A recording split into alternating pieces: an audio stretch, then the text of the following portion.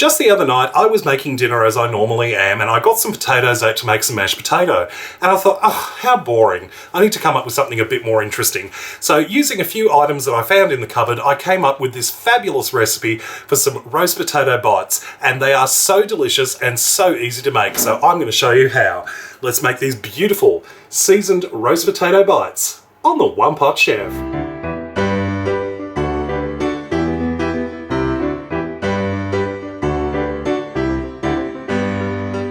Let's start on our seasoning mix. First, we're going to need 1/4 cup of olive oil.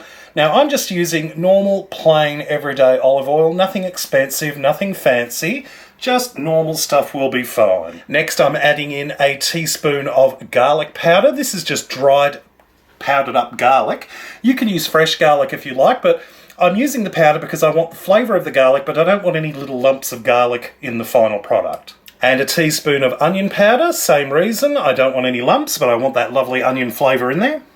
I'm also adding in 2 teaspoons of mixed dried herbs. Now, you can get these mixes from pretty much any supermarket.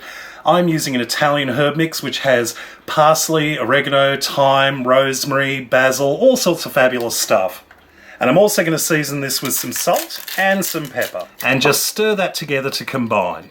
Next, I've got some potatoes. I've got 1 kilogram or about 2 pounds of potatoes. I haven't peeled them. I've just chopped them up into little pieces, about 1 centimetre or about 1/2 inch in size.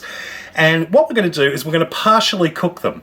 You've got 2 options. You can either just boil them on the stove for about 5 to 10 minutes until they are not cooked all the way through. They should be still firm. They should feel like they're underdone, like as if you were normally boiling potatoes and they're not quite ready yet.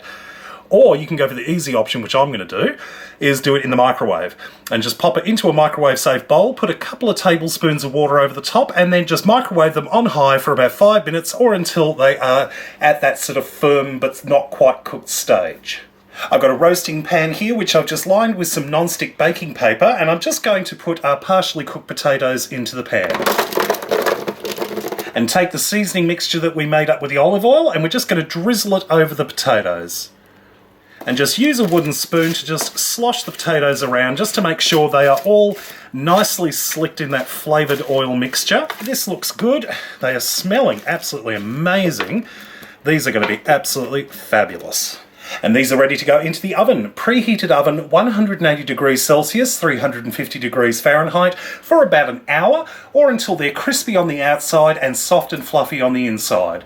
Now, I do recommend giving the potatoes a bit of a shake or a move around with the spoon at least once or twice while they're cooking, so they don't stick to the pan and so they cook nice and evenly.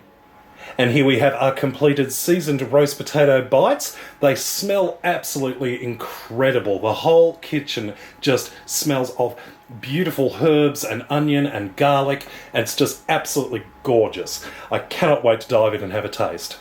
They look good. I'm going to have a taste right now. Fingers, pardon me.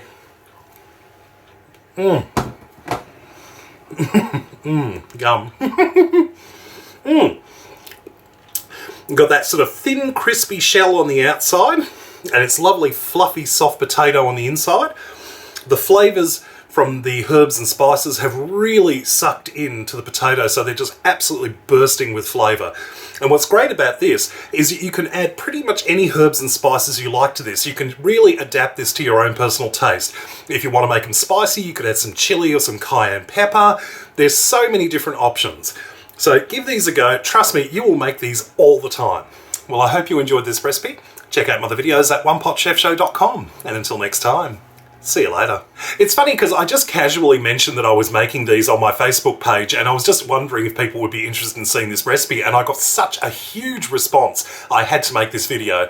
So you should definitely go and check out my Facebook page if you're not already on there, facebook.com/OnePotChef.